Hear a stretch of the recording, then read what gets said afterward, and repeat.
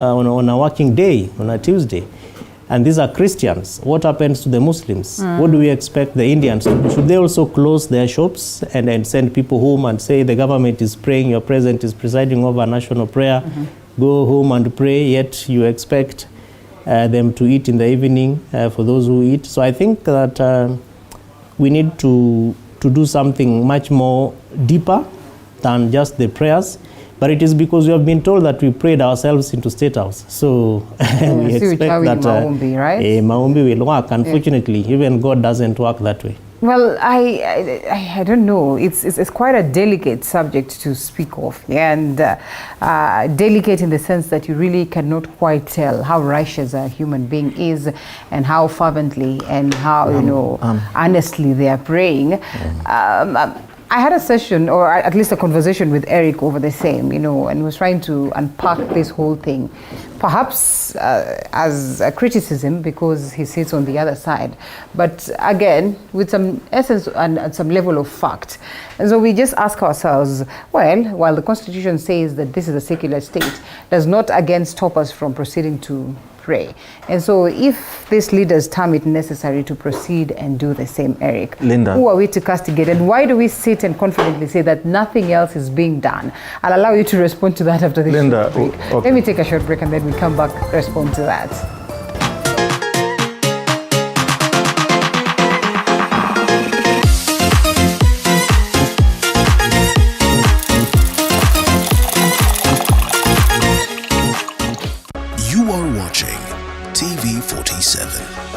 The home of untold stories. Usiyakubalie maumivu ya misuli kukatiza ratiba yako.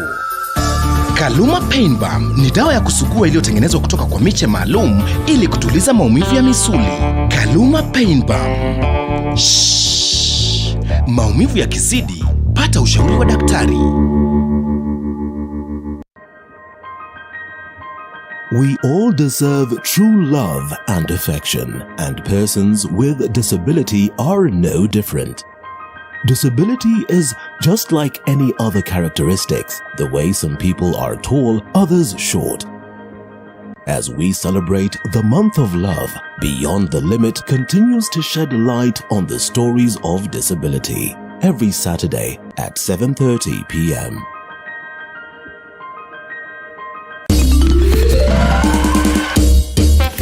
Sona moja imetengenezwa kwa njia spesheli ili kupambana na maumivu kwa haraka.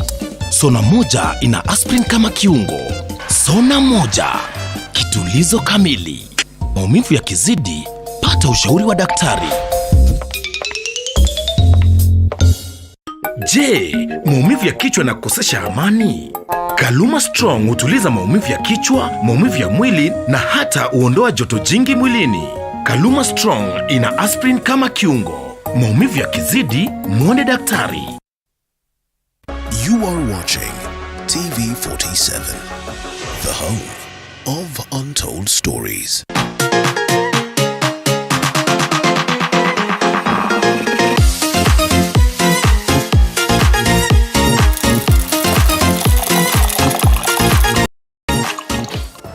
Welcome back to the broadcast. Kevin Osido as well as Eric Ragalo in studio. So, Eric, is it not too much to overcastigate? I was saying, Linda, when Kibaki took the government in 2002, we were worse than today. Worse than today in all aspects. From schools, there were no buildings, there were nothing in 2002. We never went to pray.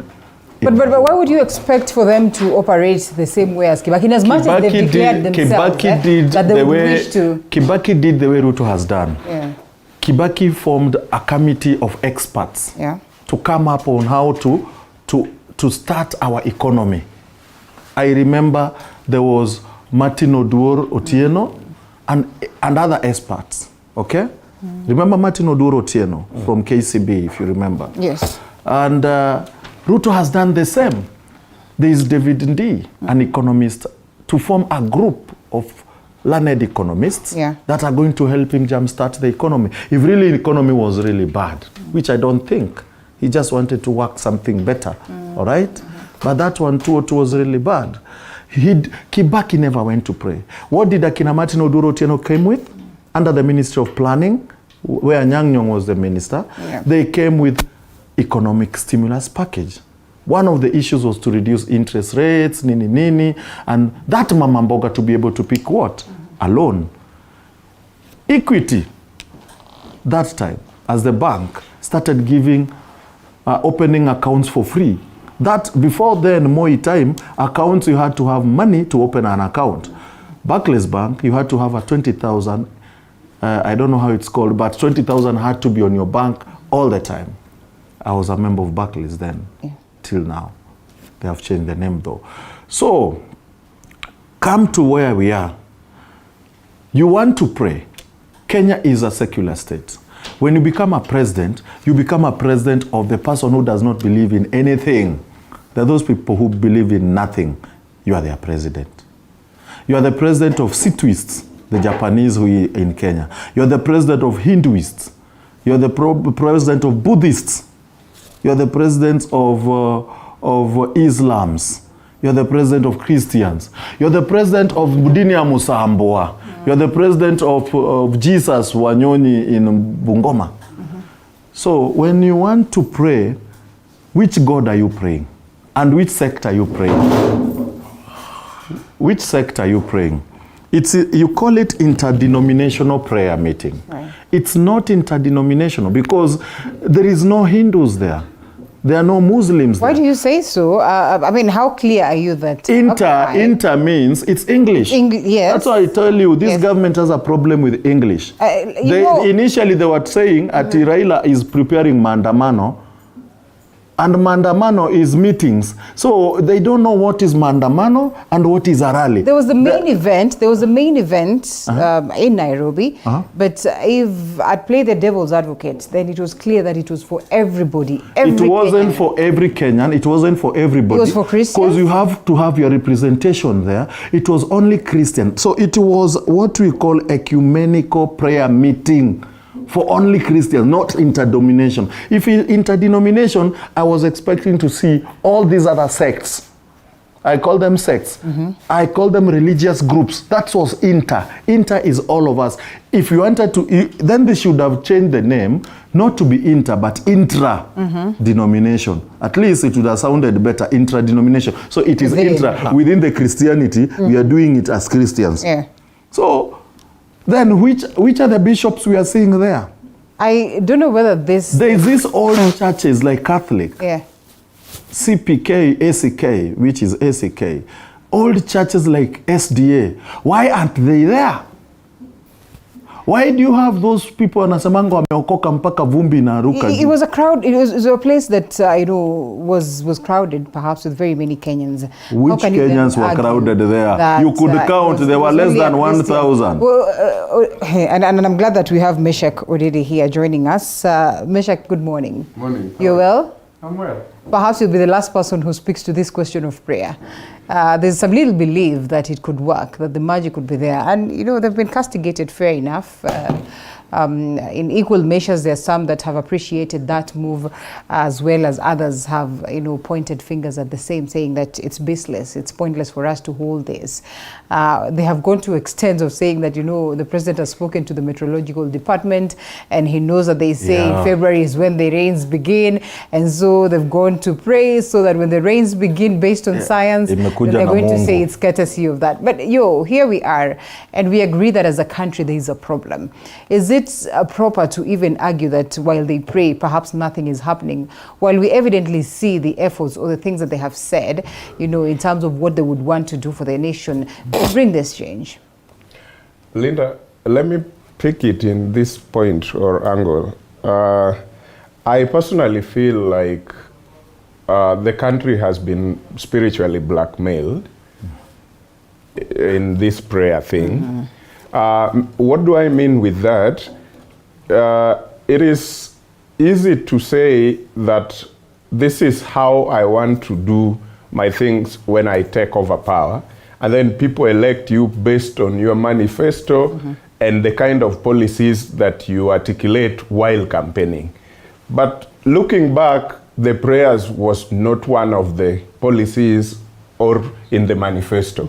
Then we get to a presidential election and a candidate is elected and starts governing, and then the economy is bad.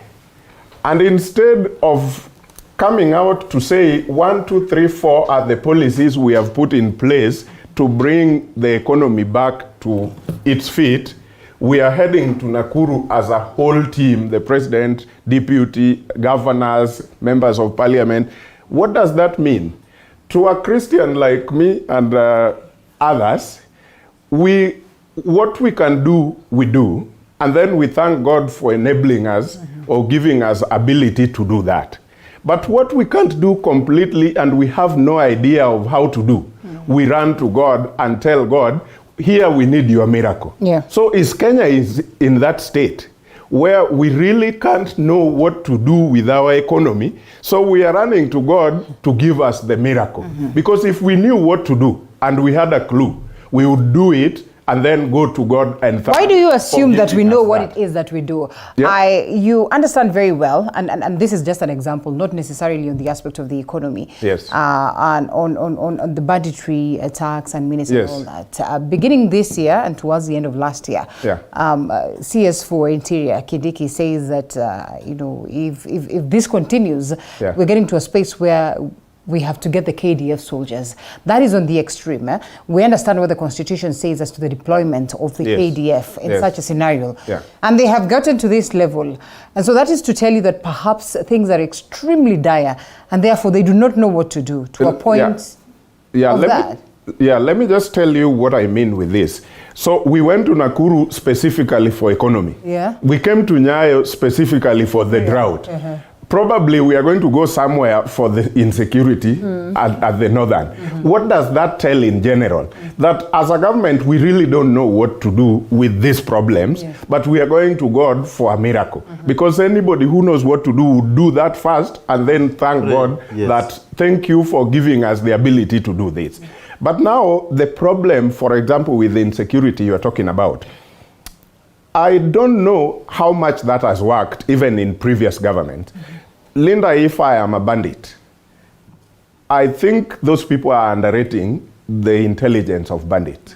You are telling me we are coming, and we are coming with choppers, we are coming with everything, with artillery, we are coming with the whole battalion from the barracks. So I am folding my arms waiting for you. Impossible. I mean, what is that? The innocent people are going to get injured, of course, because they are sure, I am not a bandit, I am innocent, this is my home, these are my children. The bandit shall have been in Nairobi or the other part of Kenya. Yeah. So I don't know how that has worked in previous days, and I don't know whether it will work now. So I look at a government which perhaps is not giving us anything new as opposed to what was promised. The promise was, this time it is completely a shift, like 90 degrees turn or 360 degrees turn.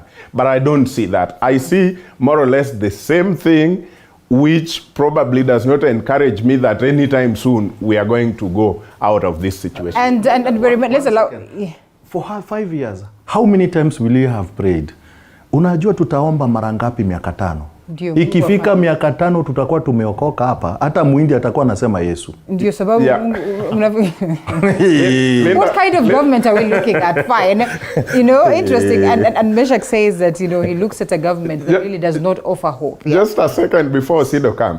The reason why I said we are spiritually blackmailed is after missing to do the right thing, we rush into prayers and we cover ourselves with prayers. So nobody can touch me without touching the prayer. Yes. And anybody who touch a prayer negatively is a devil. Yes. So Kenyans will say, when it comes to prayer, I don't want to talk about it because I'm not evil. It is so sacred. Prayer is so sacred. So Kenyans have been blackmailed. You're doing the wrong thing all over. then you dump yourself into prayer, and then I can't touch you without touching the prayer. So if I want to touch you, I must touch the prayer first. And if I touch the prayer, everybody sees me like the devil himself. It's all on a mission to address some of these issues that we speak of. So what kind of government are we looking at, as Meshach would say, in this sense? And really it would be hypocritical to castigate that aspect of prayer, but at the same time equally acknowledge that prayer is sacred in all that. So you almost get confused That's the blackmail. Yeah. I think the kind of government that we are looking at is, because I said that the government's responsibility is really to govern and to ensure that services are being delivered. And if you look at the three arms of government, they are supposed to act interdependently, but also depending on each other for various functions to be performed.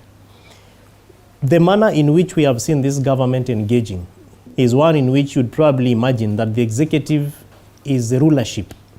So we are more or less looking like a rulership other than a leadership.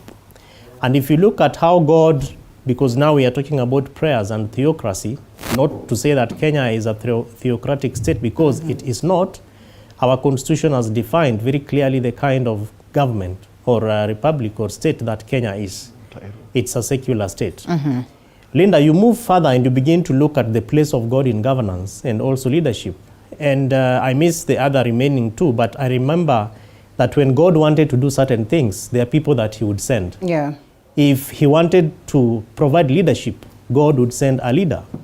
If God wanted to go and speak to the people of Israel or to his people, he would send a prophet. Now, the prophet spoke to the leadership.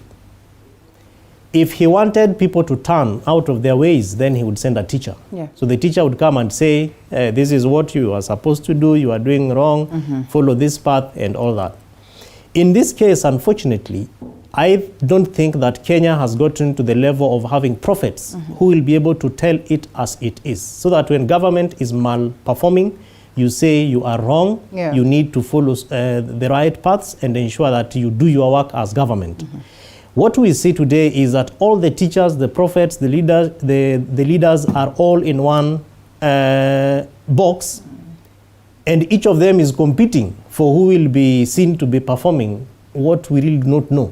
Because I'd actually expected that if you said that God sent us rain today, then in that kind of oomph and gusto, rain would actually come because it is a miracle. And miracles happen under very miraculous, very unexpected ways.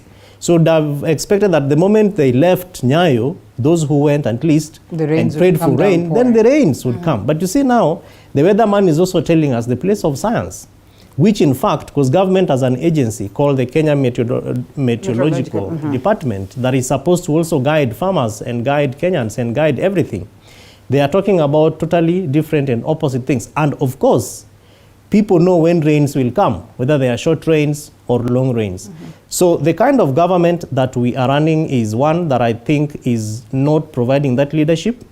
And it looks as if it is a confused government that is groping in the dark and looking for exactly what it is going to do. Linda, we were here when President William Ruto was mentioned, when he formed his cabinet. We were here and we had conversations around his cabinet and the kind of entree that we expected. When he came into office, or rather when this government was promulgated and they came over, you are not starting from a clean slate.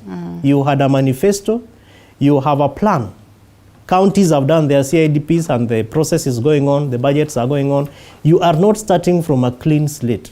Issues about drought is not the first time that Kenya is getting itself in this, though albeit this is the worst moment, I think, when we are having this kind of prolonged drought. But a lot of research has been done. What Kenyans are expecting is, as a government, give us a position and tell us, we know that there will be no rains until March 28th. In the meantime, we are going to buy this number of water boozers because the chair of the Economic Advisory Council told us government is borrowing 25 billion every Thursday. Tell Kenyans where that money is going to. What is it being used for? Is it water boozers so that we have water? Is it education functions? Is it security? So that Kenyans, even as we pray, will also enjoin you and tell God, God, provide wisdom to our president, give him knowledge, empower his cabinet, because some of us can pray and things happen. And Kenyans know how to pray. But when you make it look like I am the prophet, I am the teacher, I am the leader, I am the one who knows exactly what it is, then people will throw their hands and say, Liwe Liwalo, do as you know and as you think. Do. So I think that government needs to calm down, rethink its strategies, and begin to provide direction and hope. A lot of the things that are being done across almost all ministries are instant coffee arrangements, which you put coffee in hot water and you, of course, it will automatically turn black if it is black coffee. If it has white milk, it will be white coffee. But you don't expect that with running a government. You expect that when cabinet meets, you come out and you tell us, we met as a cabinet, Kenya is going through serious, frustrating issues. As your president, I have made the following declarations. I'm not going to fire people because they didn't vote for us, because they did not support our coalition. So the prayers against what we see happening, Linda, I think for me there's a lot of confusion.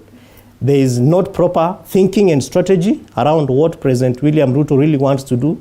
And I don't see the wisdom of King David that is now being espoused during a crisis. Well, because Kenya is now in a serious crisis, and prayers will work, but it's not the only thing that will be able to change it. So we have to bring in a lot of other mechanisms, including just sitting down and listening to what exactly does it mean to run a government. Well put. And this one we're closing at this very moment. Eden Kainan is Muslim, and says those who oppose to Ruto don't believe in God.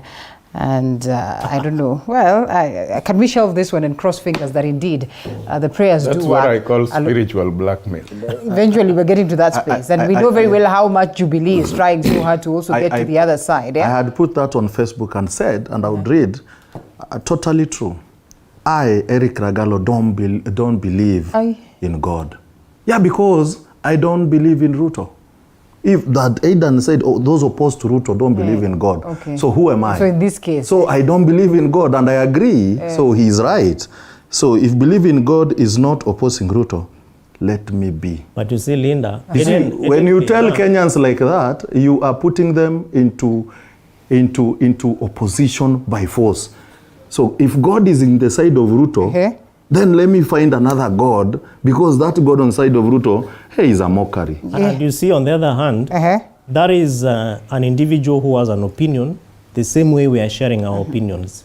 So I don't think it would be even fit to use his opinion to judge the attitude and the thinking of Kenyans around the state of affairs. Maybe his kids don't go to Kenyan schools. Maybe he doesn't wait for county government to come and plow and you pay 2,000 back in the village, or you keep looking for people who have cows that have not been fed properly to go and plow your land. So Eden Kainan is making statements based on what he believes, maybe where he stands politically, and what he's looking for from this government, if at all he is. But I think the bare minimum of what most Kenyans are going through, whether you believe in God or not, or President Ruto's God, because maybe there are those who believe in his God, and those who don't believe in his God, but they believe in God. So I think it depends on exactly what you're looking for and what you do in your own spiritual space and what you believe that government is also supposed to do. All right, and we'll be talking about the Jubilee confusion and Azimio as well. But shortly, let's touch on these key stories that revolve around security. When I talk about security, it reminds me of the raid of Matiang'i, because that equally is about security. That is the raid of Matiang'i's home. It reminds me of this story that has been captured on the papers, you know, these revelations that Israeli hackers meddled in elections. That also is data security and generally security in relation to, you know, the privacy and the access to technology for numerous other people. When we're talking about security, we're talking about this, report that a lady who was working at the NHIF was shot, sniper kind of shot in town. When we're talking about security, we certainly are also talking about the banditry attacks and what the government has resolved to do in terms of addressing this. And a couple of matters that revolve around the aspect of security. Meshach. here you are. In your argument, perhaps nothing much might happen, even with the deployment of KDF soldiers to these banditry-prone areas. But generally, when we look at the aspect of security in the country, Kenyans are worried that the situation is getting dire as opposed to it being addressed. They have even mocked and castigated the interior CS to levels that are quite, uncomfortable. So what do we make of the situation in the country? I think, Linda, the reality is security issues are very complex and sometimes are more real than ideological. Ideally, we would just want to say, this is how we have analyzed the security, the situation of the nation, and this is what we are doing. But in reality, you find a different thing. For example, we are now, as government, they are now pushing military to go to those 4-5 counties. And just like I said earlier, where I sit, I don't see a very foolish bandit who is waiting for KDF to land here and start beating them and take their gadgets, the firearms and all that. And even if I was a bandit and I am in Pokot or Turkana or wherever, I don't know how I can keep all those firearms in my house waiting for KDF to come and retract them. I mean, so I see common people going to see, so a lot is going to happen, yes, but not to solve the situation. A lot is going to happen, but only to harm. For example, as I was coming here on social media, I'm seeing CS Aisha Jumwa's house was attacked by thugs, and sijui gold worth $1 million, jewelry, golden jewelry worth $1 million or something like that, stolen. So as a common man, I am asking myself the question, so who is even safe? This is a whole cabinet secretary, and I am imagining the kind of security they have been given, their homes being watched 24/7. Because as a cabinet secretary, everything yours is watched by government security, so that you don't get what situation where maybe even terrorists can attack some of your space and blackmail government through you. So that is why we secure government officials at that level. But now, a normal thug who wants to steal gold can still go in. Then what have we secured when it comes to things like terrorism? For example, if a normal thug who wants to steal gold can go to a CS place and turn things around, then it means if ISIS or Al-Shabaab wants us, they will get us. So that's the feeling I get as a common man, that we are not yet to a space where we can say Kenyans feel very well secured. This government has secured Kenyans very well. Different quarters of insecurity or security, if you'd want to call it. What does it, speak to us? And these ones are issues that have existed even in the previous regime. And while we might not want to look much at what the previous regimes, did, and we focus on the new regime, I mean, there's quite a concern on this matter of security, Eric. Linda, do we really have insecurity in Kenya? Do we? Do we? I think we don't. I'm a student of critical thinking and logic. Those are one of the units, or some of the units you go through in the university. Apparently, that unit is very difficult and very hard because hujaifikiria vigumu hivyo. And most of us here did the unit, critical thinking and logic. In that critical thinking and logic, there's a subject called propaganda. That's when you study propaganda. Without even knowing, one day, one time, you'll be sitting down to analyze propaganda. I am not saying we have propaganda insecurity in Kenya, but I'm asking myself, Aisha Jumwa house, so bandits came there, is it? So where were the goals? Do you put goals in the sitting room? You have a safe somewhere, is it? Where you put your jewelry, gold jewelry, and whatever they are, amounting to $1 million or so. So these people came to steal gold alone, not to harm anyone else. So walijua Kenya wanaendea. I don't think there is insecurity. There's a lot of stories around it, and these are stories to disper us from the real agenda. The real agenda is, give us what you promised the country. We have KDF law. under the constitution. Their function is to take care of Kenya against external aggression. External aggression, I would say, it's about Land Defense Force. I remember the leaders, John Somebody and Matakwei. They wanted to secede Kenya. They wanted to have their own autonomy.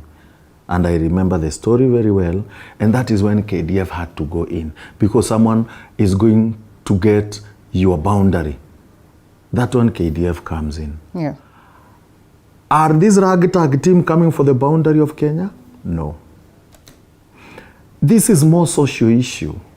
Handle it with social issue. But there are extremes where then the constitution would allow for the KDF to be deployed, and perhaps to go for in their own wisdom, it has gotten to that level. So then so KDF should have gone for Mungiki or Baghdad in Kisumu. Those other names that we saw written under the in some commission, there was Baghdad. So why didn't KDF go for Mungiki in Muranga and the Kirinyaga region? Why did the police go then? But you understand that these banditry attacks really have gotten us to levels where lots of lives are being lost. These ones we can't ignore.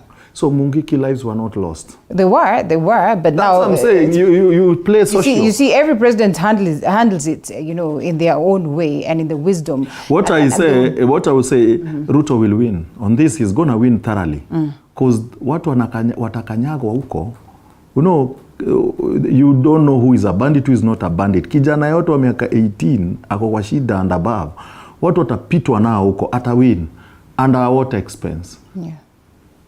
Under what expense? Will we form a peaceful society there? No. What will happen is the Turkana will point to Pokot, mulifanya tufinywe. The Pokot will point to Turkana, nyi mulifanya tupigwe, watu wetu wakauliwa, wengine wakafanywa, wengine ni nini. So will you have solved? That's what I'm saying. This is more social. Find a way that these people can coexist, the Turkanas and the Pokot. Find a way. If it is water, provide water this side. If it is food, which is ng'ombe, see how their ng'ombes will never lack. So that this Pokot will not go for ng'ombes for Turkanas. But just open... Do you realize Karamajong come for ng'ombes here? Yeah. Have you known there is banditry from the other side? Do you know there are banditry from Toposas who come from the other country to Kenya? Yeah. Do you know there are banditry from Karamajong? So you will take army to Karamajong or to Toposa? And I mean, let's not look at Pokot alone. What about the other people? Give it to Museveni. This also was a problem in Uganda for quite a while, but he managed to somehow, get to that moment of ceasefire and to tame all the animosity that once existed therein. And you ask yourself, if he managed to do that, why is it that today we are not able? And perhaps then that gets us to a point where we agree with what Eric says. Yes. That it's beyond what it is that we see today. But even still, in this moment where we continue to lose lives, in this moment where things continue to get dire, we have spoken about education, we have spoken about empowering these communities and the people therein so that they can get from that space of primitivity to a space where they would understand the essence of valuing life and so much. But also, how open are they to some of these things? This has been their lifestyle for the better part. I was talking to one of the soldiers who is stationed in Baragoi, was around for their leave days, and he says, even investors and donors and even people would come and start setting up schools. They get school structures to this level, and the bandits would come attacking and they reduce them back to nothing. So what are the what are the possibilities that these people will be willing to be gotten to that level of empowerment anyway? Linda, it's quite a sad state. What's happening in our country, particularly with regards to security. And I still won't shy away from saying that Kenya has done quite well in certain extents. Yet, of course, there is still a lot of work that needs to be done. Government's interventions in northern Kenya and other parts, particularly from a military perspective, in my view, are ill-informed. They are misguided. Because you ask yourself, how was it possible that the late President Moi almost knew what was happening in every corner of this country? And that even during his time, of course, there were also serious killings during that time, but they wouldn't last 2 days, 3 days, like what we see today. And I don't think there is an opportunity up to this level where, say, for instance, the defense forces left their barracks to go and intervene, like what we are seeing today. It reminds me of, and probably to draw closer to responding to your question, how we do our politics. How many times did Azimio la Umoja go to campaign in Turkana? And how many times did Kenya Kwanza actually host campaigns in Elgeyo Marakwet or in West Pokot? Look at the cabinet. Do the people feel represented in the government? Do they have people who speak for them? So much so that even if we say donors are interested and they go and build schools, then bandits come and break. Is there political goodwill to actually begin a conversation that would warrant the people even listening to what government is saying? Have we taken time to think through the intelligence? You know, a friend of mine was telling me, Kevin, in fact, this was, he's from West Pokot. And we went with him to school at Dista. And he was telling me just a few days ago, because we had coffee with him and I was trying to understand exactly what is happening. He told me, Kevin, just fold your bags and go and live there. Start living like any other person. Put up a kiosk, fungua kinyozi, you know, remove all these suits and all these nice trousers you are putting on and just put on like them for 3 years. He told me you will get information about what government has either done or not done and why people from different other communities therefore react and engage in the same manner. But that is a civilian speaking to a civilian. How about the administration officers who are based in those areas? They have a regional commissioner. They have a county commissioner. I was listening to the former regional commissioner of Rift Valley, Governor Natembea. Listen to that kind of very acrimonious story that is telling about people, including the fact that people in very high-level government positions don't pick his calls. Now, you have sent the military. Trust you me, it is going to be a battleground. Because this has happened many times. It reminds me about 6 years ago, I think it was the former CS, may God rest his soul in peace, in Kaiseri. Kaiseri, yeah. And former IG, Joseph Boynet, who at some point sent over 400 police officers to Elgeyo Marakwet to go and respond to issues. And you ask yourself, were there any lessons that were learned from these experiences? Okay, let's come closer to Bungoma. It's about land defense, SLDF, you know, and the stories around Matakui and all that. Were there any lessons that Kenya has learned out of how government intervenes in these kind of scenarios? Linda, I don't think so. But even if there are stories, maybe the governments of the day do not carry on these stories. The president who is in office today was a deputy president 6 years ago, right? Yeah. And he probably sat in most of these meetings that I am talking about. What was the feeling with the leadership of the communities that are warring today when he listened to them? What exactly did they tell him that they want government to do for them or to work together with government to deliver? Of course, somebody will say, oh, these are banditry attacks, people looking for grazing land and all that because it is dry and, you know, government has brought in, has not brought in water and our cattle require pasture. So what? Then it rains, then we have pasture, and then there is peace. 3 years again, we go back to the same scenario. What I think that government needs to do is to have a very good conversation with the communities, particularly the young men from these areas. Because if you look at some of the images, even on social media and the kind of videos that we see, people are actually arming, carrying bundukis, and you ask yourself, where do they get these bundukis? You mentioned Uganda, and somebody probably would say they are coming from across the country. We live in a region which is called the East African Community. We do bilateral trades. We have regional integration. Why not engage with the host government of where you suspect that bundukis are coming from to now look at how they are dealing with border issues of small arms and live weapons that then infiltrate your country to create the kind of havoc that we are actually seeing today. So, Linda, I read that there is no political goodwill from the highest office. to engage with the leadership on the ground. The CS Interior told us, I think it was on Valentine's Day or just sometime last week, that in the past 100 days, we have lost more than 16 young officers who are sent to those areas we are talking about to go and intervene. These are new recruits who have no idea about the terrain, Linda. They probably have never interacted with the county commissioner.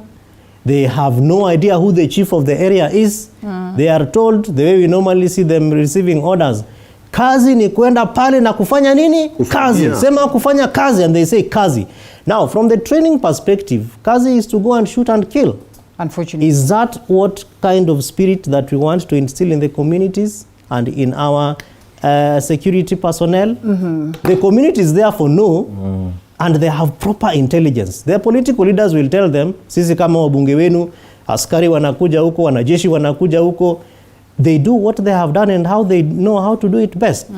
So the levels of preparedness of engagement between communities and the security personnel is very low, which is why I spoke about the intelligence. How do we integrate between communities and the security personnel? I think there is a lack of information sharing. Right. People are not free to share with the security or even the leadership what happens. So standing in very tall high tower buildings and saying nimeambia waziri aende aishi huko mpaka hiyo issue ishe is as good as to help. Well, I don't know whether then anything will help. A couple of people watching this morning and are equally, weighing in their sentiments, and a story that we carried yesterday and also just trying to get into the depth of it. You realize that in 6 months, perhaps, the existence of this very government, we've had 100 people losing their lives and officers, 16 of them amongst them, and perhaps many others that we haven't been told about. So Rose is watching, says this, why can't Kenya do what Uganda did in Karamoja? Why can't Kenya rebuild confidence in Kenya?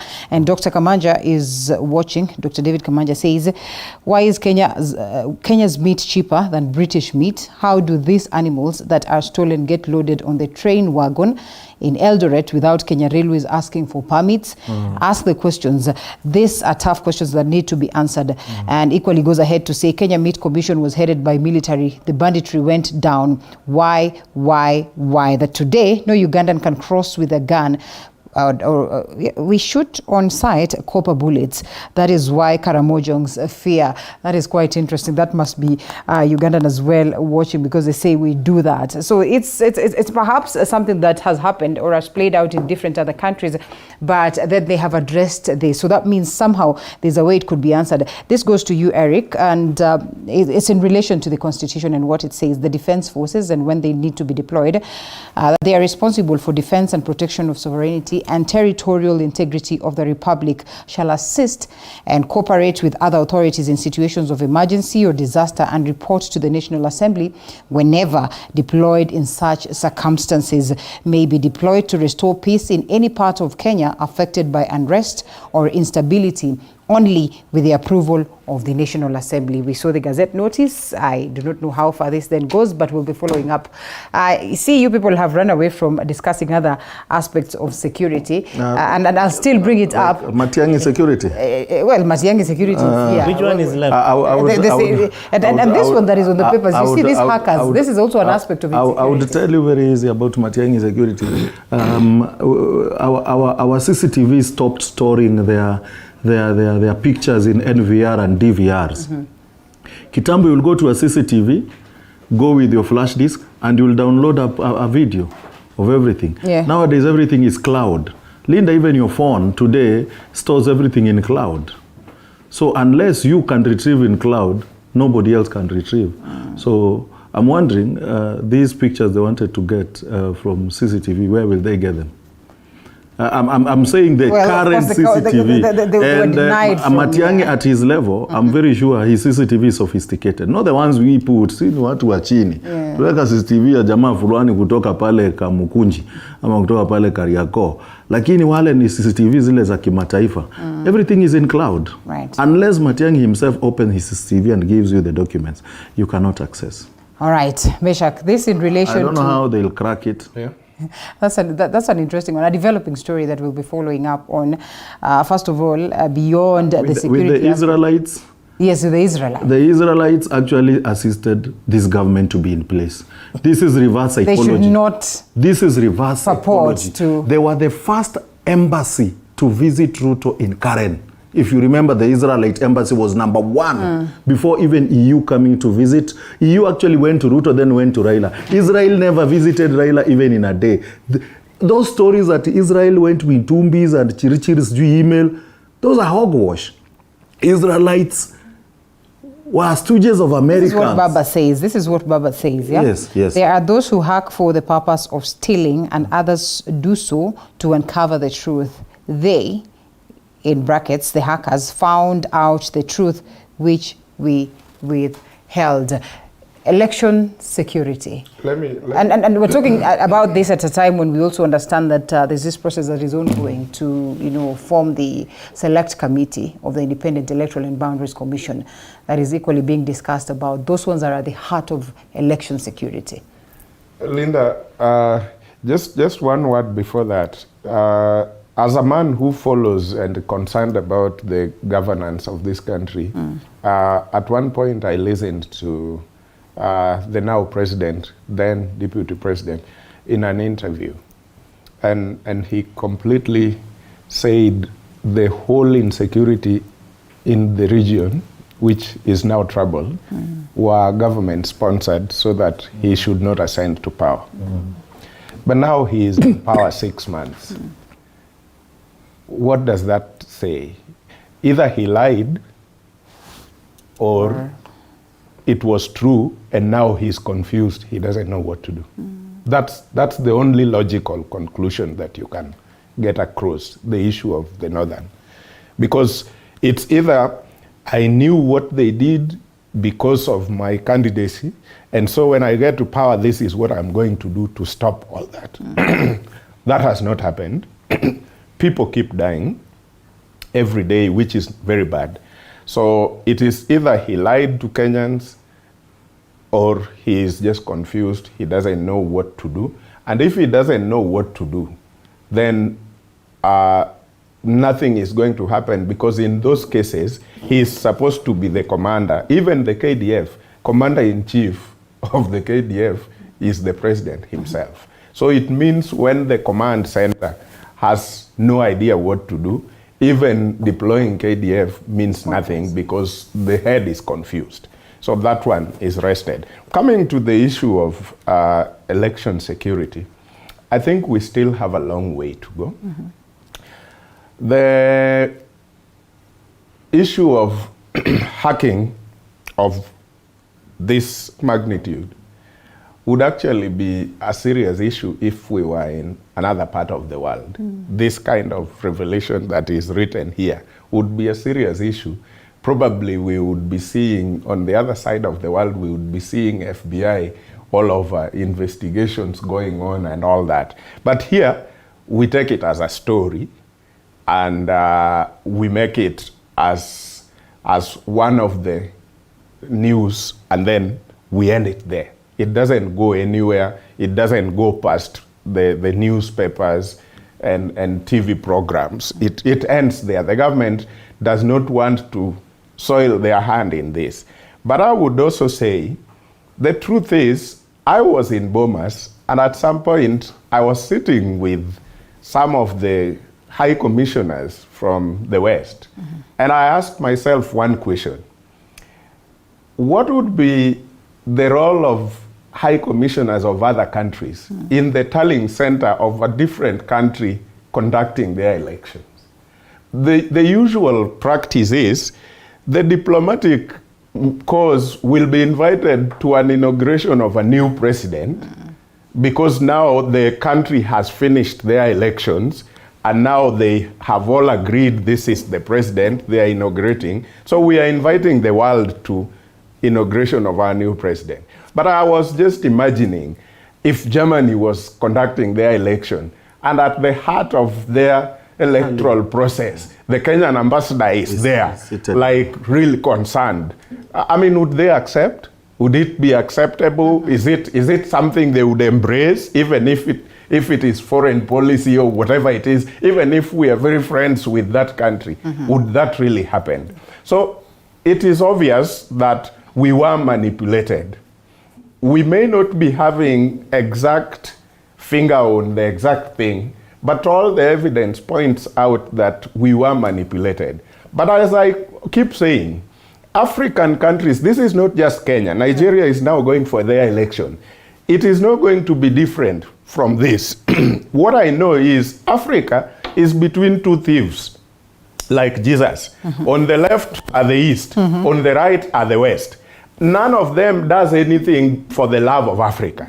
They do things for the love of their own countries. So the East will do everything and make it look like they care about us. The West will do the same, but in actual sense, none of them cares about us. And I could say point blank, we are at the heart of business struggles between the East and the West. The East has stayed a little longer since the time of Kibaki, for example, and has tried to get big contracts in the country. And the West have seen they are losing out in this thing, so they are back with a bang. And country like Kenya stands in the middle of all this because in the East and Central region, Kenya is an anchor. So if you go to the West, Nigeria is another anchor, Ghana and places like that. So they will ensure that these countries that are more like the light will be captured and then the rest will fall under them. In the with the hand of the West, Yes. and we have seen over time that it's become very hard for African leaders to manage their countries. Very few of them successfully did that, and even their end wasn't as beautiful. If you talk about Mugabe himself, you know, while he was so tough, you know, and you know, would not allow for the West to capture these moments. You know, they got sanctions that really ended up hurting the common mwananchi. So, in as much as we would want to blame the president then in this very case,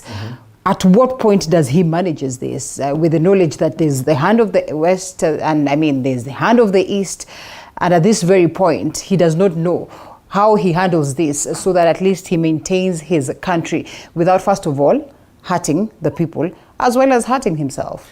Linda, the truth is, there is no way this is going to be solved without hurting the people. Either way, the people will get So we have to have a tough leader. Do you know, for example, what happened to Ghana? Ghana was at a very best place. Economically. Even their currency was stronger against the dollar, almost strongest in Africa. But what did they do? The president refused that there is no way we are going to export cocoa to the other side and bring it back as chocolate and buy it expensive. So we are going to do it here. And the other side simply, do you know why some countries are called superpower? Because their currency controls the world. So they simply go to the Reserve Bank and get a bit of your dollar reserves. And then your exporters get it now in very little bit. And the moment the exporters, the businessmen and women in this country cannot find enough dollars to go and get things abroad, it begins to weigh on our currency. And the moment they go and purchase at a higher cost, they are coming to pass that to the consumers. And then the common man would simply say, Linda, you took power when the dollar was exchanging at this rate. Look at where you have left us. So you are a bad president. We don't want, that is the situation where the Ghanaian president is right now. Because of some of the issues he articulated on the other side. The reason is, the West would want me to step at Hilton here in Nairobi and I am served what they call English tea.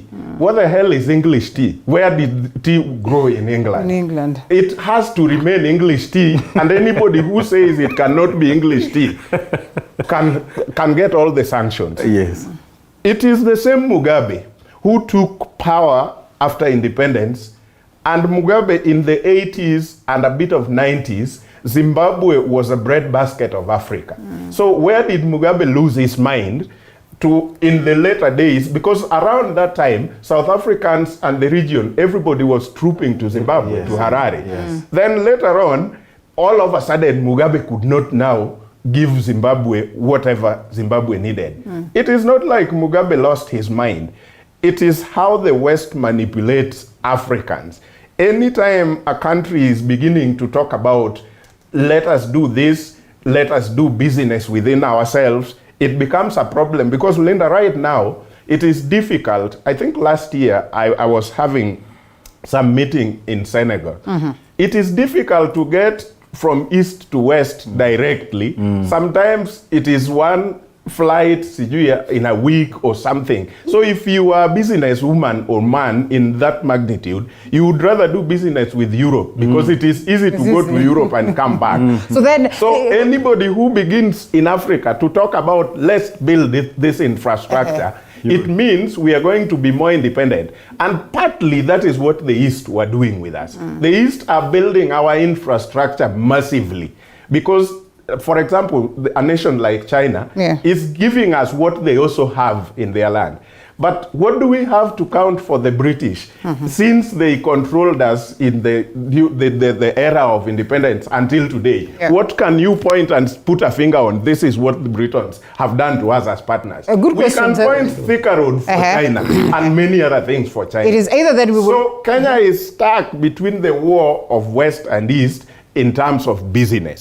So the president's hands are tied. That is a story for another day. But to speak about this and the aspect of electoral security and the acknowledgement that we have now the select committee, being worked on so that they can give us commissioners that will be good enough to steer us to the next, processes of election. What do you make of the situation about electoral justice and security in the country as we close on this one?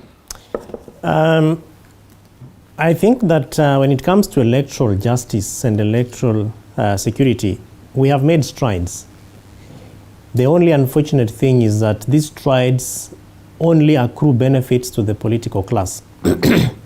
So that whether we are making it or breaking it, it is based on what the politician is thinking.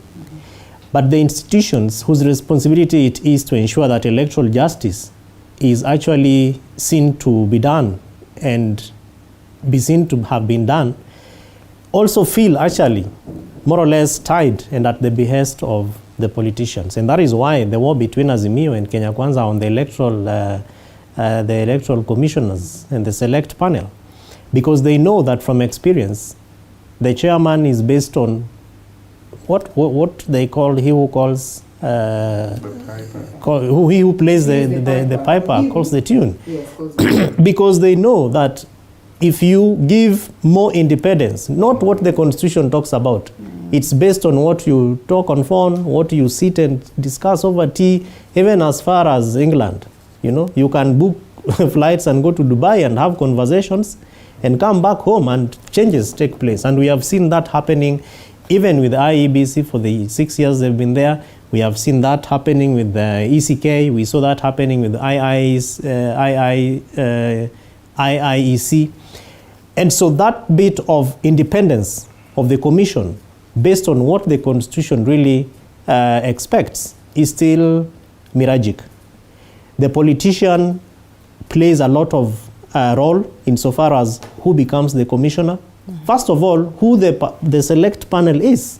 And so you expect that if they say that Linda becomes the chair, and that is why there's a time I told you here, I have been approached by various people to apply for various commission roles, but I have declined because you are told apply, but go and lobby. So if you cannot be able to lobby up to the level of the person who actually has the pen to say that yes, what you are doing is okay or not, then you basically lose it. And that is the kind of setup that Kenyans are being put across, even as we talk about the select panel. Which is why the war between, as I said, Azimio and Kenya Kwanza, because the fear around even what we saw with 2022 elections, where 4 commissioners were said to be cleaning and leaning on one side of the political divide, as opposed to the chair and 2 other commissioners, speaking for one other coalition. It's a war between, interests, and these interests are political, which in fact, in my view, Linda, do not border on the will of the people. And that is why we are having serious conversations, even with electoral security. Because you walk in there and you vote, and that paper has other security features, 9 of them, even much more higher than our currency. You go to a shop and the shopkeeper takes your note, and he basically lifts it like this, And you ask yourself, what is this guy looking for? Now, for the ballot paper, it is a whole book. By the time that officer holds it, or the voter actually, no one even bothers to hold it and ask, by the way, tuliambiwa kuna features kwa hii karatasi ni gani? So when hackers get into the country, and then we're having a conversation around external people using social media platforms, it's a question that really even the common citizen will not bother getting answered. It still goes back to the politician who makes the legislations around involvement between big tech companies in the country, social media, I mean Facebook, Twitter, TikTok, Telegram, and all that, because this is a conversation taking place around Telegram. How this is called George Tech or whatever, Team George operated. Which is a sort of pseudo, I'd say. Yeah, and you ask yourself, so what is the policy that has been made for companies that engage with our government or with our electoral institutions? What are the features that they are supposed to have? Do we need to, what are the board of directors? What is their management and governance structure, for example? Do we even have to look at their profile? Now, this company is boasting of having interfered with how many elections? Over so many of them, and 25 successful elections that they have messed up. And they are feeling happy and proud about it. What kind of lessons do we even borrow or learn from those countries where agencies and institutions like these ones, take responsibility? This story, Linda, is focusing on two people, Davis Chirchir, who is a cabinet secretary, and a digital strategist at State House called Dennis Itumbi. Have they been summoned? Have they been called to even come and say what their opinion is? Itumbi has had issues with elections in this country. Have we learned about anything that has to do with Itumbi and digital strategists when it comes to elections? What lessons are we learning from people who can actually hack systems? And that is why, Linda, as I finish, I am a member of something called the Council for Responsible Social Media. And so about 2 weeks ago, we released a report on how big tech companies are actually spreading misinformation and disinformation that more or less change people's mindsets and attitude, and therefore take action. And one of the things that we have recommended, because they look at social media tools, and they look at which is the one that Kenyans, for example, prefer. Is it Facebook? Is it Twitter? Is it Telegram? So, for example, this one is Telegram. Who is on Telegram? And how do you therefore use it to spread disinformation? And this is a disinformation story. So we are saying government needs to tighten its belt when it comes to issues around social media. For example, have a Facebook board that when you have information that is disinformation and you share it, what are the sanctions, for example? We have NCIC that takes pride in hate speech, but there is no single case that has been adjudicated and dispensed by the commission working together with other agencies. So there are gaps, and that is why probably I can respond to my good friend and brother Meshach, that is why we talk about it on newspaper and TV. Beyond that, it sleeps, and FBI will not come. The Israeli forces will not come and say our country has been adversely mentioned in Kenya. The intelligence agencies of whether it's MI6 or whatever it is from Israel will not come to Kenya and say we want to know the truth, because otherwise they will not invade our sovereignty. It is the government of the Republic of Kenya that has to say you have been adversely mentioned. What is going on between our countries, and how does this hamper on our international relations? But because it is the government of the day, as you normally say, it is a story that we'll keep watching. And we'll be having it on the papers, and before you know it, then we have a different one, damage control, it's all gone. Still open, Parliamentary Service Commission, vacant positions for 2 nominees of the Parliamentary Service Commission to the selection panel for the chairperson and commissioners of the Independent Electoral and Boundaries Commission. I hope you guys can check this out and apply. Let's take a short break, and we come back, get to know whether Azimio is crumbling or not.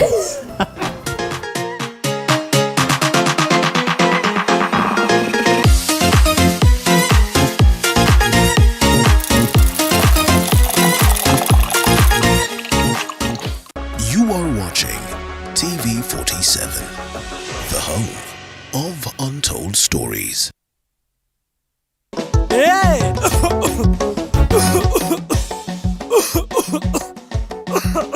Kaluma King Herbal Lozenges zinazo nguvu maradufu kutuliza kikohozi, vidonda vya koo na mafua. Kaluma King ni shwari. Chika mama huyo muharifu kaiba kuku zangu, vifaranga wangu na mayai zote pia kabeba. Aya, chika mama huyo. Maumivu yakizidi, muone daktari. Authentic, natural, planned.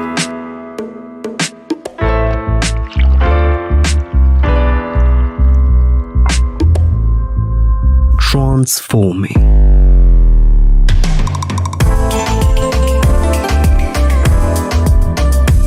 Endless benefits.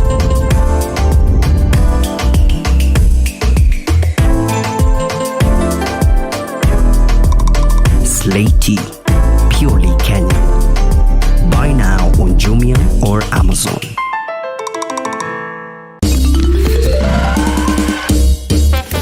Sona moja imetengenezwa kwa njia spesheli ili kupambana na maumivu kwa haraka.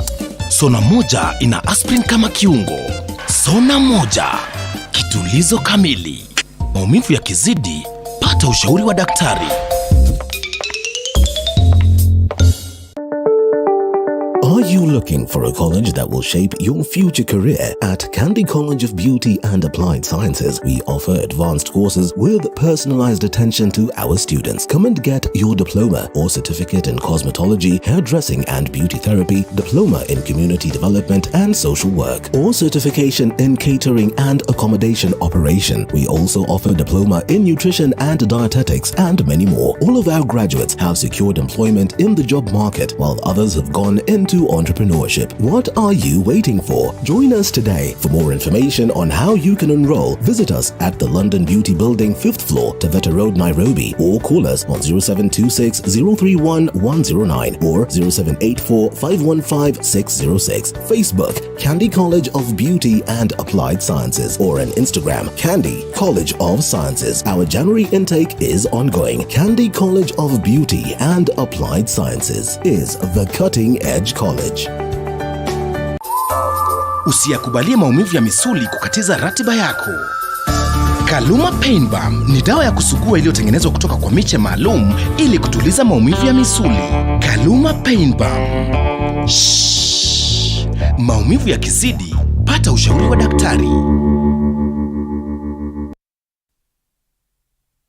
You are watching TV47, the home of untold stories.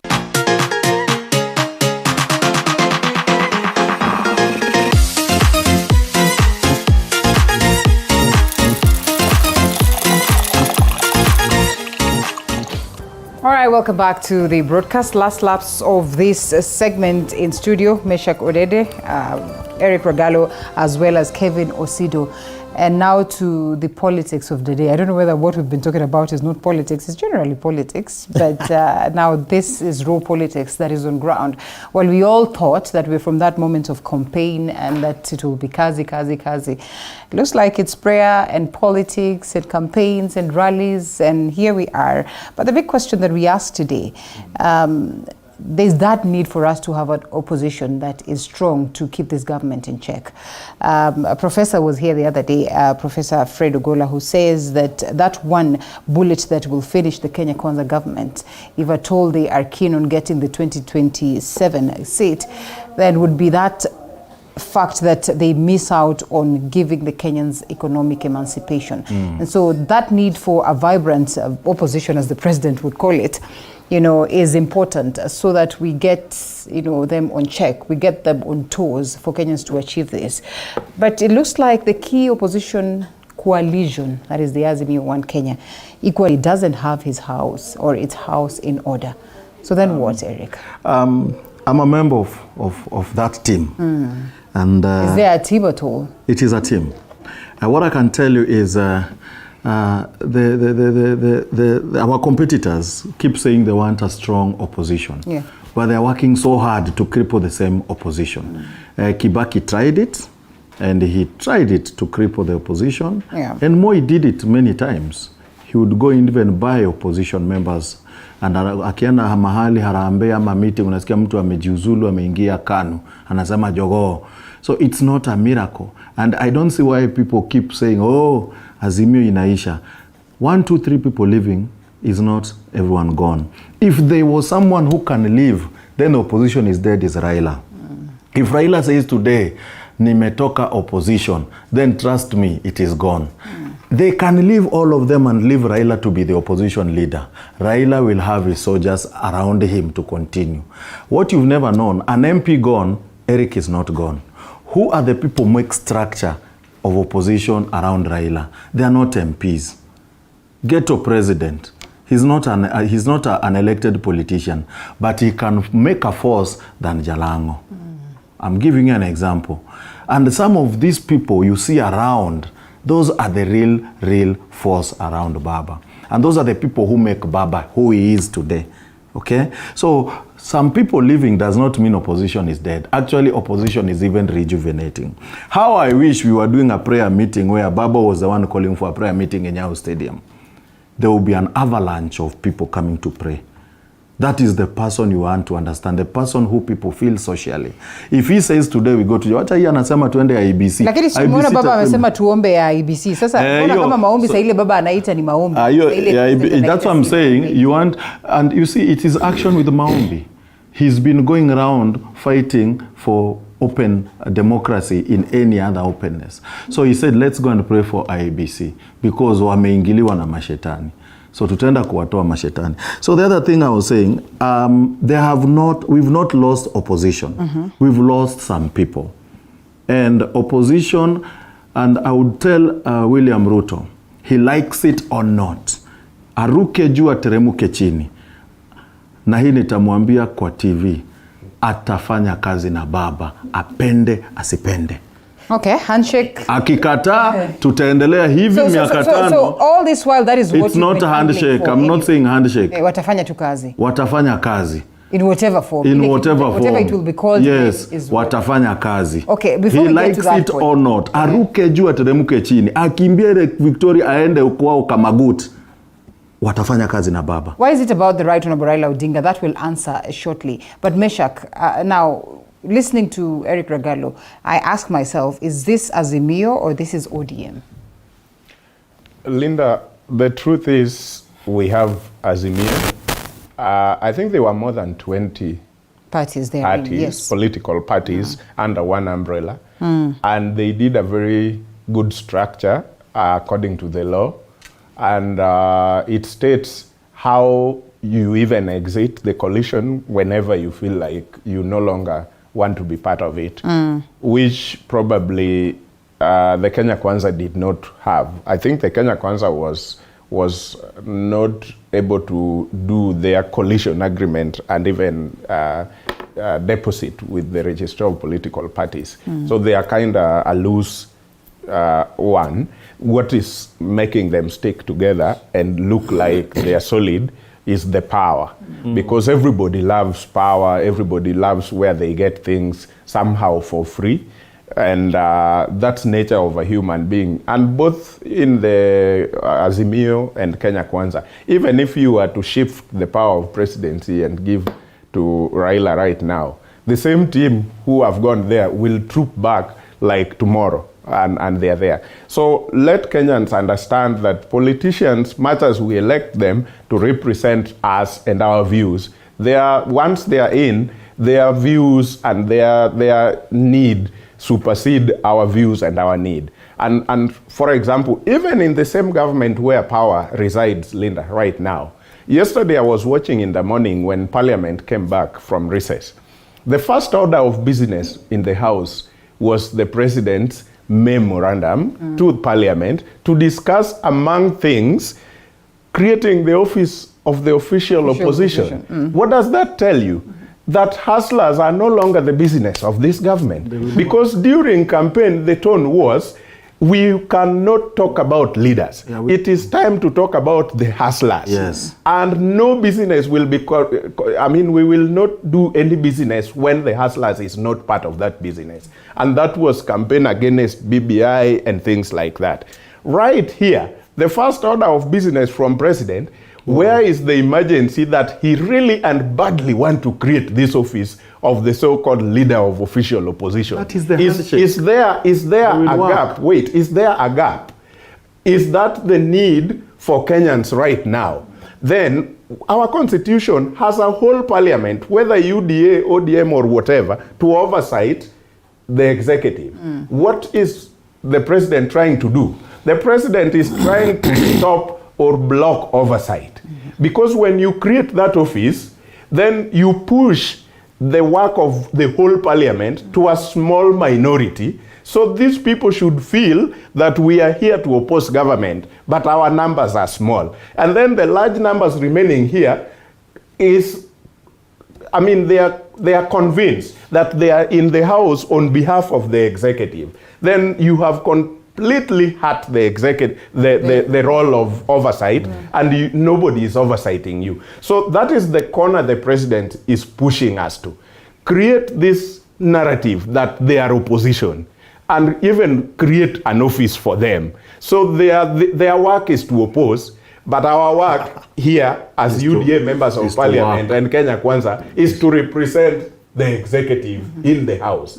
And completely that is against the constitution that we have. Okay. So what we are having and what we are seeing, I would not call it the end of Azimio, or Azimio is going through the normal trouble that every other party that does not capture power will go through in Africa and other jurisdictions. But it is better that people are moving away as early as now to go and join government, because that is telling a few Kenyans whether they elected the right people or not. Because the campaign was based on some ideologies. Baba had his manifesto, Azimio had the things they believed in, William and his team in Kenya Kwanza had the things they believed in. Then Meshach posed that I believe in these ones. So once I am elected, I have shifted. Did I change the belief? It is clear I was lying to the people. So Kenyans can now watch the moves and see who actually believes in anything and who does not believe in anything. You know, but the beauty of it is, once the whole government will not be able to give Kenyans the expectations, then come another election, the same people will return. So I think it is just a moment, a period of time that everybody is going. Some of these members of parliament, Linda, do business. And some of them did business in Uhuru's government. They have not been paid. How do you want them to be paid? They have to visit and be nice and get paid. So who's fooling who in this case? It is members of parliament, political class, fooling the people. Yes. And you know, it's unfortunate and it's quite sad. It's not even a laughing matter, you know, it's quite sad, because I sat with Kevin here prior to the election, and we all acknowledged that we have matured politically as a people, that today Kenyans engage so much so into the matters of politics, and not just engage, but engage, you know, with a proper background of knowledge. But we also acknowledge there's a couple of things that would need to get the common mwananchi enlightened on as to the question of politics. This one I would not have expected for today that we are discussing, that we got these people to the helm, you know, courtesy of certain parties, but today they are now speaking, you know, in support of other parties, overlooking the fact that we elected them. And we all know how we vote. And I think we've discussed this for the better part of the week, that it's always on party lines, if not tribe, if not affiliation and all that. So to imagine that a member of parliament who was elected in a certain party would now speak, you know, the language of a different party comfortably without going back to the people and telling them that this is what is happening is absurd. And to imagine that we are seated here and acknowledging that we can witness this and that we can see that this is what is happening and not doing a thing is even worse. And to acknowledge that this is all about two key people, that when the president says it's this, that is what it's going to be. That when the Right Honorable Raila Odinga says it's this, then opposition still remains. If he decides to cross to the other side, then people will cross. What are we saying? We are saying, Linda, that Kenyans have been fixed and hoodwinked into getting into the political boxes. And how that is happening is rightfully what you've said, that no one, in my view, is investing in political and civic education. When it comes to elections, we tell them this is how you are going to vote. kalamu yako isipite box.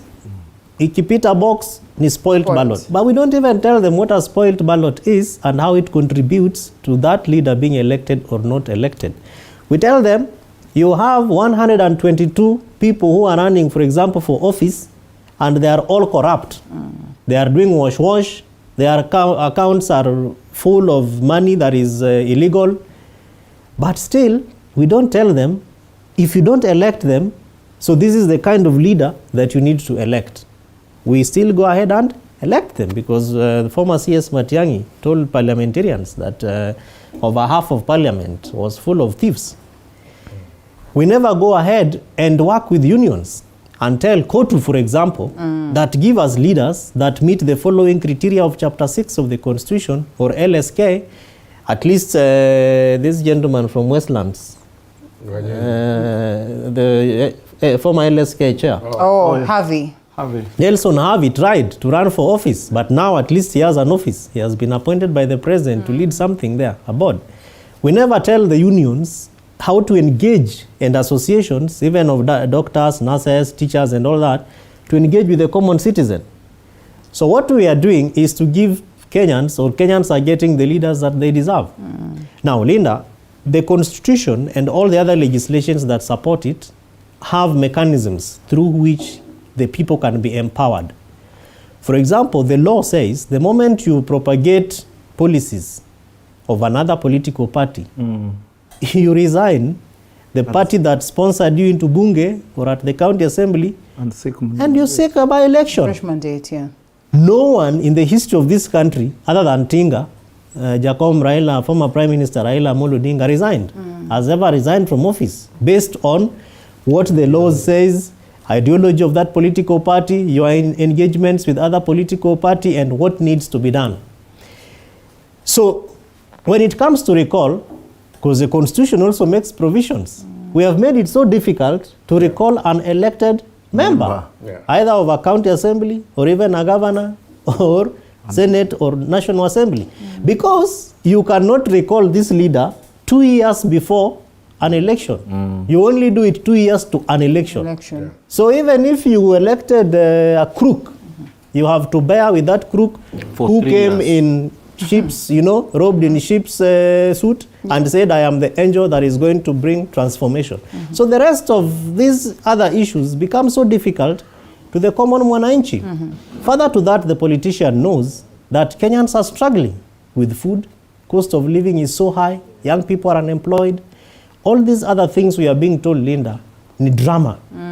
Now, we haven't gone further and informed this person we are calling the Kenyan. When you elect an MP, what is the role of the MP? When an MP goes to State House to meet, an opposition MP goes to State House to meet with a sitting president, what is that interaction? How is that supposed to be? What the members are telling us is, I went to look for projects, the president came and, Linda, that is a role of parliament through what is called appropriation. Right. Budget making process is role of National Assembly through Treasury that goes and says, the moment the president has said we are going to build 600 houses in Langata, it is not your role as an MP to now go to Bunge and keep go to State House and keep reminding the president, and you are behaving as if this is your relative who promised you Sukuma Wiki and has not delivered. Because it has been budgeted for. It will happen. If it doesn't happen, you have a mechanism as an elected member. Wait for the sessions to start, stand on the toll of parliament and ask, Chair of Budget Committee, this is the promissory note that the government of Kenya Kwanza delivered. Such are supposed to be done in my constituency. They have not been done. Imagine if all the 290 MPs would ask questions, tripped into State House to ask roads that have not been done, which is why our former Lego Songa MP called Mheshimiwa Oluwaringo used to just doze in Bunge. Yeah. Actually, it was not Oluwaringo, it was Migori.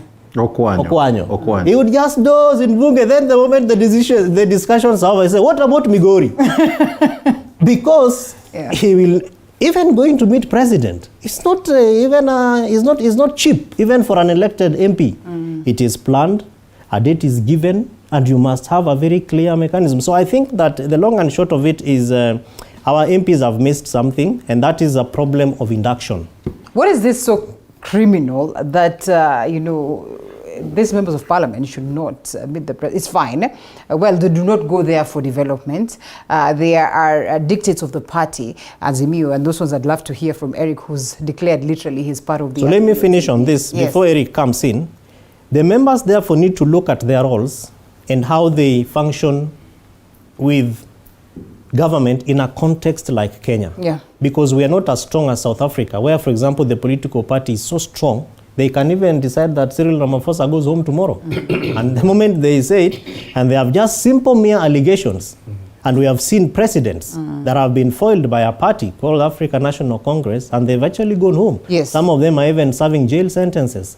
Now, Kenya's context is very difficult because of our ethnic-based political engagements, how government is also seen to interfere with the institutions, which is why, as much as Meshach says that it's not the role of government to put in place an official opposition. And remember, Linda, the last time I was here, I told you that there are conversations going on. We don't see them on TV. We don't see them on cups of coffee. Yeah. The office of the leader of official opposition is going to come. The only challenge is that it will not be Mheshimiwa Raila Amolo Odinga. Yes. Because otherwise you have to tilt all these elections. The timelines and all. Everything. Yeah. But that office is going to be put in place because the religious leaders are pushing for it. Kenyans are also pushing for it, and that's why people keep asking. Even in Mount Kenya now, they are saying, Raila ako wapi? Mbona haongei maneno ya kahawa? Mbona haongei maneno ya chai? Because Kenyans feel that there are certain ills by government, but nobody is talking about them. It doesn't mean that it has to be Raila Amolo Odinga, just a mechanism. Kenyans are looking for a mechanism to be able to give their voices that strength. How different with what we have, the majority minority, and anyway, the powers that the Right Honorable Raila Odinga has today, to a point of even holding, the Kamkunji sessions that we've seen, and literally also speaking to some of these matters. How different? The difference is that he can hold them as a Kenyan. And there are mechanisms through which you also raise those issues. Raila Amolo Odinga, the former PM, will not walk to Bunge and present a petition because he is a visitor. He is an outsider to the House. He is neither elected nor is he nominated. So what he can do with all these Kamukunjis, if he so wishes, and his advisors like Ragalo would want to help him, put them in a document and submit them to the elected representatives, which now is where the seat of minority comes in. Because in fact, minority is only minority to the issues of that coalition in the House, not outside the House. Because if it is outside the House, you engage through your elected member, or you do a direct memoranda or a petition to an agency. Yeah. So there are misfits, misinformation, but of course it's a political process. Raila will mobilize even more than a sitting president. We give it to him. But I think, which is partly why I also said last time, that there is going to be a revolution in this country, but it will not be a Raila Amolo Odinga-led revolution. So when Eric says that the president, like it or not, will work with Right Honorable Raila Odinga, I'd love to hear what you say about that. But then again, what is this so bad?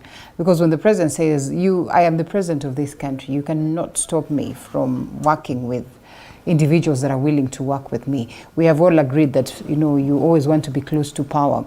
And Jalango as well, within his own rights, would say that, there's really nothing wrong with heeding to the call of the president and also going to hear what they have to say. This for the benefit of my people. And equally acknowledging that, the president has visited these strongholds that have been considered to be Baba strongholds. And we've had the leader say that, yes, Baba is informed that the president is coming here, and he gives him the blessings to be, somewhere around Siaya and speak to the issues of the people of Siaya, bring development and all that. So when it's Baba and the president, it's okay. And when it's other people with the president, it's not. What exactly? It is hierarchy. I will tell you, when Ruto was going to Homa Bay, without having informed Baba, when he won questionably, if really he did, when he supposedly he won the presidency, the first place he went, and the first places is when one was Homa Bay.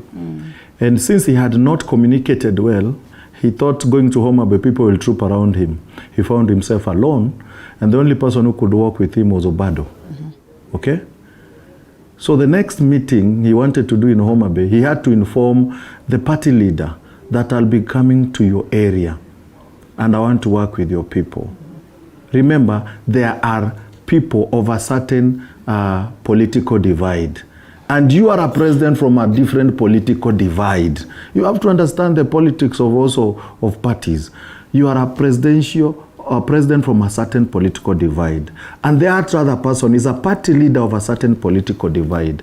Where you are going is purely 100% of a certain political divide. You just don't walk in and you expect them coming to host you. Yeah. You have to talk with the other political divide. So he had to. And that's why Raila told his people, I've communicated with the president, kindly endeni mkaribishe na mujiwakilishe kule. And they said, sisi tuko hapa because baba alitukubalisha. They said, mbele ya watu. Yeah. Unaona? So, kwenda Homa Bay ilikuwa hivyo, kwenda Siaya ilikuwa hivyo. So, Jalango is not the owner of ODM. Neither is he the party leader of Kenya Kwanza to represent Kenya Kwanza, or is he the party leader of our side. So he could not go represent us. And like my brother has said, there are mechanisms in the parliament. The president went and said, I'm going to do this. That is a promise. Those things that the president says become promissory notes.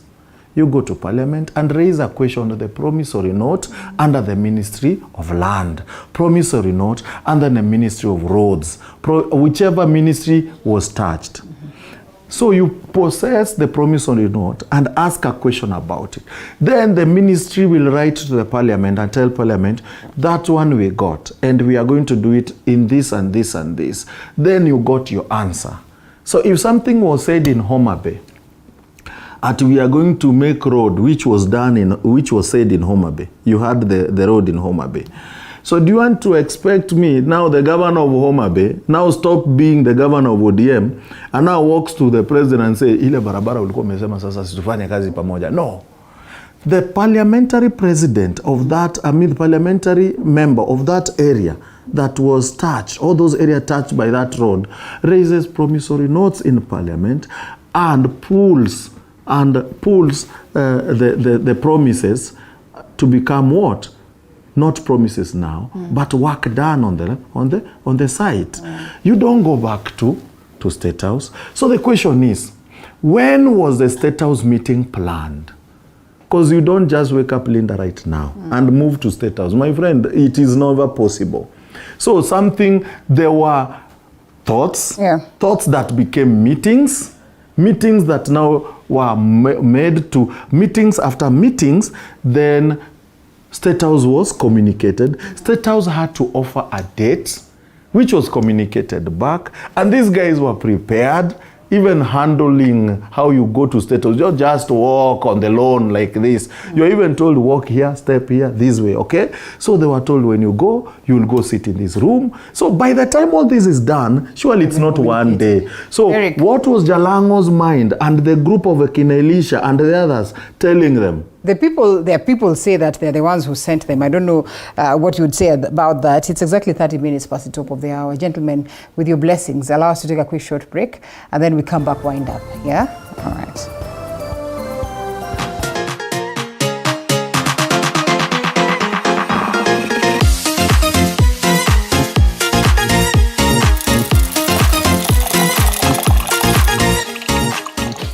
You are watching TV 47, the home of untold stories. Mount Kenya University takes pride in being an academic giant with some of the best infrastructure, imparting knowledge to the best brains in the country and the region. Our members of faculty are keen to deliver market-driven programs in science and humanities with a keen focus on linkages with relevant organizations. Join us today and train with the best to become the best. Mount Kenya University, unlocking infinite possibilities.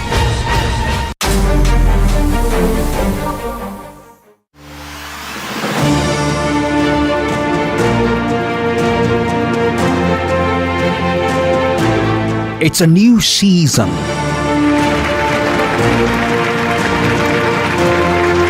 Gathered for one reason.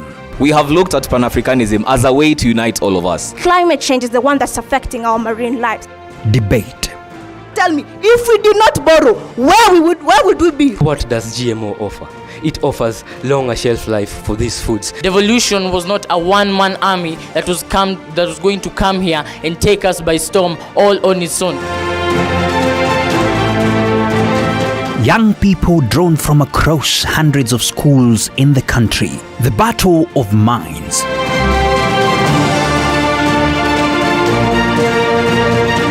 This is the debate cycle. Coming soon on TV47. You are watching TV47, the home of untold stories.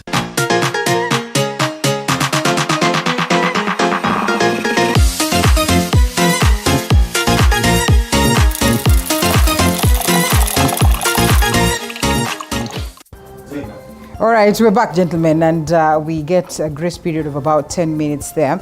And Chacha is watching, says, Linda, at the center of all this, there is the party doctrine. So when... One second. Yes, a second. Linda, before you go to my friend, 1 second. The only part where Ruto didn't win was in Siaya, where he had brought us a candidate who looked more ODM, Engineer Gumbo. And Engineer Gumbo really pushed Orengo. We were losing the seat. Even 2 weeks to election, Gumbo was leading at 11%. We had to go. Me, Jaoko, and the team of youth, we had to go to Sia and campaign for Gumbo, for Orengo. Yeah. We actually moved the whole of Sia as youth from Nairobi to go and campaign for Orengo. And I'm telling you, Ruto was winning, not Gumbo. Yeah. Where Ruto won was Langata. He brought us Jalango. And this one I'm going to tell people who are watching TV. When someone from a certain family want to stand, wacheni mambo ati huyu anasimama, baba pia anasimama, mbona sasa nani asimame na baba pia anasimama? Kila mtu anaweza simama. Mimi naweza simama, mtoto wangu asimame, dadangu asimame, bibi yangu asimame, na tujikuta watu 5 kwa parliament from nyumba moja. Is that a big deal? We had Kiheka Kimani who was changing constituencies like he's changing his t-shirt.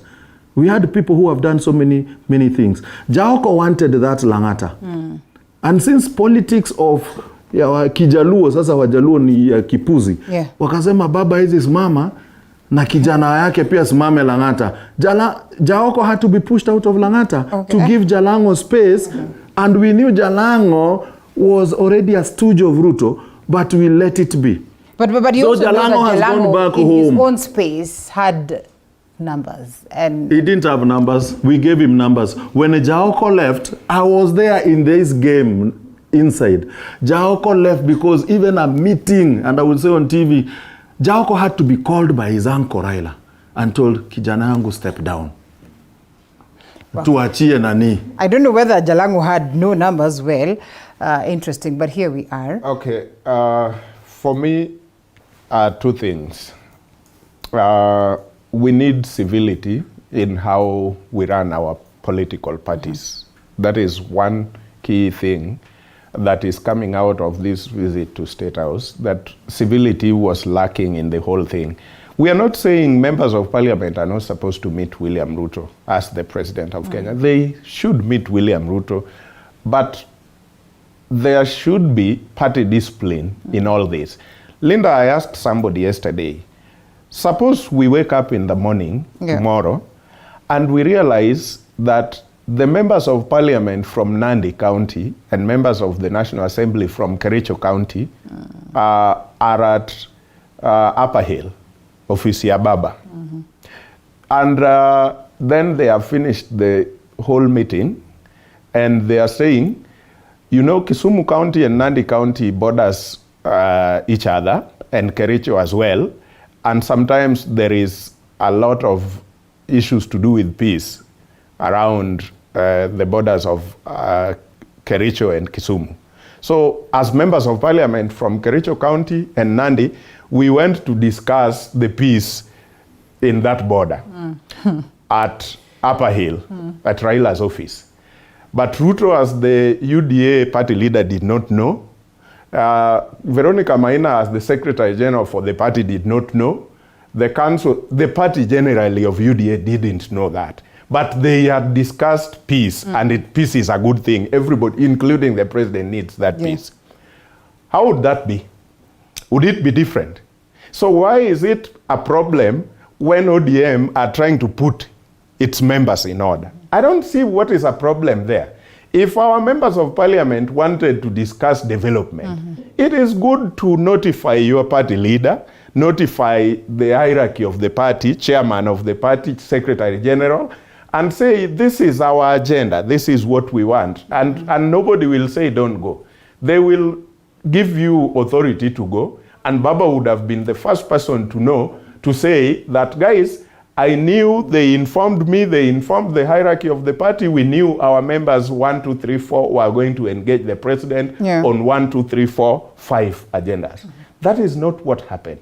So people should not look at it like Raila is trying to force patronage in the political party. I think Raila is pushing for party discipline, which everybody wants, even on the other side. And that is why I gave you the example. If members from Kericho and Nandi were to say, we need that peace and coexistence between the people of Kisumu, Nandi, and Kericho, still the president will not agree. Why wouldn't I be told that we are going to engage? I would have engaged Kindiki, who is the CS for Interior, in that meeting.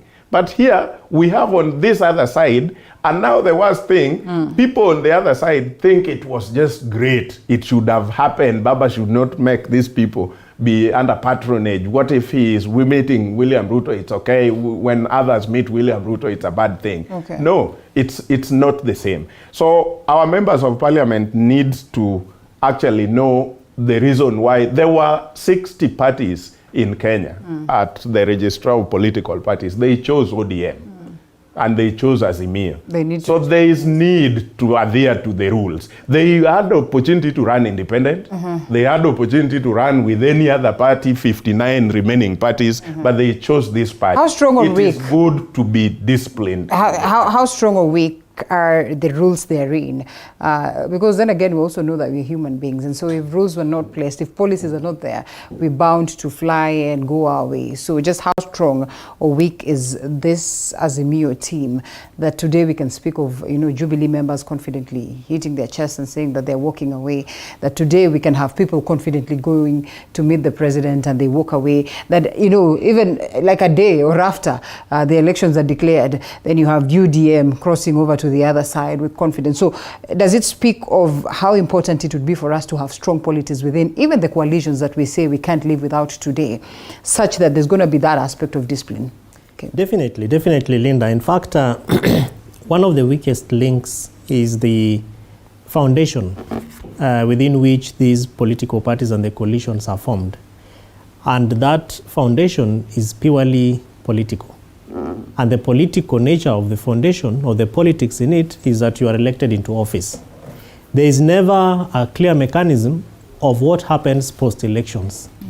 It only tells you if you want to leave, you have to issue notice, this and that and that. But it doesn't go beyond a member who is not elected, but is actually an active member. And there are so many of them. Some of them could be the ones who are now making forays into Kenya Kwanza, looking for appointments or looking for work. Sad story is that that lane is so long.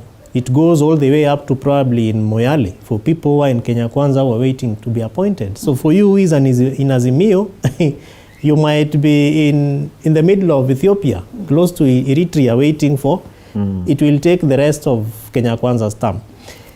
The coalitions, especially those who lose it in an election, don't think through a losing plan. What if we lost, for example? What would happen? And that's why, for me, I normally talk about an active opposition. Give us a shadow cabinet, for example. Tell us, as Mheshimiwa Raila Amolo Odinga within Azimio la Umoja One Kenya Alliance, I will be the president of the opposition. If you still want to remain the people's president, still remain there. But give us a mechanism. Who is your shadow cabinet secretary for education, for example? So that, other than talk about Mheshimiwa Machogu's misses and mixes, tell us if Azimio la Umoja won the election, How would you deal with exam cheating, for example? All these concerns that Kenyans are having, and no one is answering why junior secondary teachers have not gone to school 2 weeks post the schools opening up, and we have a government that is in place being paid by taxpayers' money. So tell us, what would Azimio have done in such a mechanism? Okay, so there is war, bandits and KDF in northern Kenya. Who is your shadow cabinet secretary for defense or interior or whatever portfolio you would have given it?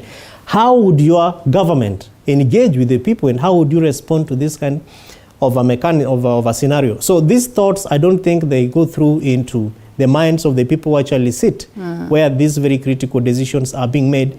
But yet the conversation still goes into looking for the next election. So all the conversations we see in Kenya Kwanza, including even buying of MPs, if at all they are being bought, word on the street is that they are being bought, is to ensure that laws and policies of Kenya Kwanza are passed within Bunge, including budgets. Because I don't see a conversation other than tea that an elected MP in the opposition would be having with a president, other than you are just there to have tea, catch up as friends, which is not bad, because we are also calling for magnanimity from government side in engaging with opposition, people who did not vote for you. Yes. You can't say you didn't vote for me, so I'm not your president. Okay, so your MPs who did not probably vote for you, I assume that Jalas probably didn't vote for President Ruto. But we are not saying that you should not engage or have discussions. But so the weakest links is in the frameworks. We never think through losing process. We don't think through what do we need to do next and how do we put the government on check, which is probably why now Kenya Kwanza is imagining that we can create an office which will be created by law and have people sit there as official opposition. Yet the role of opposition still continues day in, day out. I don't think political parties have also done well to train their members, Linda. So the induction processes are there. We saw them walking out of a process organized by PAC in Mombasa. But as Azimio, other than having parliamentary or coalition meetings, have they sat down and actually trained their leaders that if you want to engage with a cabinet secretary, because even 17 hours ago, actually the ICTCS met with the same people, you know, and they are calling them, they are saying, met with, we have hosted MPs from Nyanza and Nairobi to discuss partnership with them on our digital economy agenda. There are 9 elected MPs, including a Senator Professor Tom Ojienda, but there is 1 MP from Nairobi. Nairobi has 17 constituencies. Where are the other 16? So that now we get very critical as political parties and write letters. I've seen ODM through Secretary General writing a letter and say people need to leave office. Make it practical. Actually push them to leave, write to IEBC to start timelines of by-elections. Then we will move closer to putting sanity in our politics. Meshach is calling for civility. But that civility is not going to come when we break and bend the rules. Because the closer you are to Mheshimiwa Raila or Mheshimiwa Ruto, the better the law works for you. Jalas has told us, but Baba is my friend. If he felt that it was not a good thing I did, he would have called me, expecting that Mheshimiwa Raila Amolo Odinga would take his phone and call you and say, hey Jalas, what is it that you have done? Is a little bit mismatched. So I think that the political parties also need to do a lot of trainings to its members, and people should stop say, I mean, he's a newbie and probably not privy to some of this. Meshach, we have to close. The training is I critical. think the people failing Kenyans are not the opposition. And I do not want us to encourage this idea that there is opposition. I want to encourage the idea that there is parliament as a whole to oversight executive. I want that idea to be the one. So when Kevin, for example, talks about the shadow cabinet, I want the chair of the committee on education, departmental committee on education, to work as that shadow. Because parliament is completely far away from executive. That is the role the chair of that committee should do. The chair of that committee is not there to represent executive. He is there to represent Kenyans. That is why it is called National Assembly. You are executing your duty as per the Constitution. So I would encourage more, because in that committee, you find members of all parties represented there. So why do we still insist on opposition? And legally, though I'm not a lawyer, but I'm able to understand that the word opposition does not appear anywhere in our constitution. So how are we going to create a leader of an entity that does not appear anywhere? So in this case, you agree with what it is. Working? Eric says that Baba will definitely work with the president has no choice. What I'm trying to say is not Baba will not work with Ruto as a leader of opposition. If you create a leader of opposition party, then you have to change the constitution, not to lead parliamentary system. We are out of parliamentary system. Then we have to go for a referendum. And so before then, they will have to work. We can never separate each other. We'll have to work. That is what we have to campaign against. Changing the constitution is not our priority. Only 30 seconds. Yeah, I just want to mourn my brother, but not to delve into the issue of the context of Kenya between government and between the person elected as president and the second runners up is very different. Because you lose by a mere 2,000 or 8,000 votes. It's too small. Very small. And that happens even at the county levels, even MCs, governors and all that. But I want to call for certain measures because I've lost my brother who follows me, and word has it that he was poisoned in an alcohol den. I have made phone calls to the administration officers of Siaya County, and I think the same spirit and the same tone that we see, including the president, talking about alcohol and brews being done locally. I want to invite the government to Siaya County and other areas that are worst hit. Can we see similar measures being and interventions being meted? Can we see NACADA actually coming over, and can we see serious action, including on licensing of people who are brewing this alcohol, so that we do not continue to lose lives, because it's not the first one that is either being poisoned or that is dying out of this carelessness. And I've told the chief, the county commander as well, that beyond this barrier, we want to see serious action, because that action has to be seen to be done. It's sad, it's unfortunate, but that's what it is. Our sincere condolences. Thank you.